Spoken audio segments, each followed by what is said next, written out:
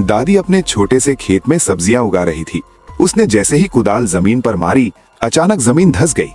दादी सीधे नीचे एक अंधेरी गुफा में जा गिरी। दादी की आंखें फटी की फटी रह गई। वो गुफा पत्थरों से नहीं बल्कि सोने की ईंटों से भरी पड़ी थी।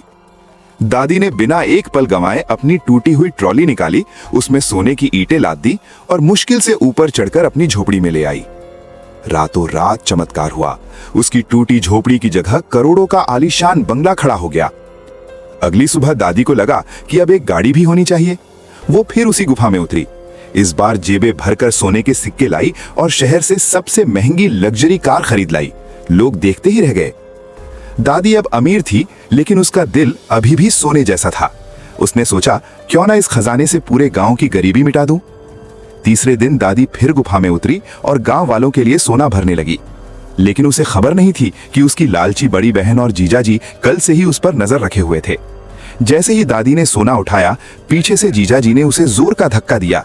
दादी गिर पड़ी। उसकी बहन हंसते हुए बोली, बहुत दान पुण्य कर लिया दादी, अब ये सारा खजाना हमारा है, तू यहाँ से दफा हो जा। जीजाजी पागलों की तरह बोरे में सोने की ईंटें भरने लगे। दादी घबराकर अपनी जान बचाने के लिए रस्सियों के सहारे जल्दी से बाहर निकल गई। लेकिन जैसे ही दादी बाहर निकली, धरती डोलने लगी।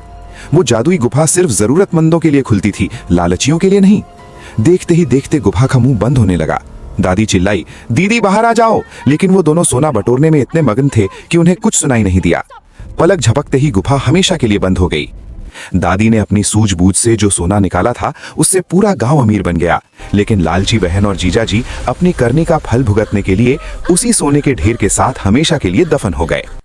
मेहनती दादी के लिए वीडियो को लाइक करें, क्योंकि दोस्तों, दूसरों का भला सोचोगे तो महल मिलेगा और लालच करोगे तो मिट्टी।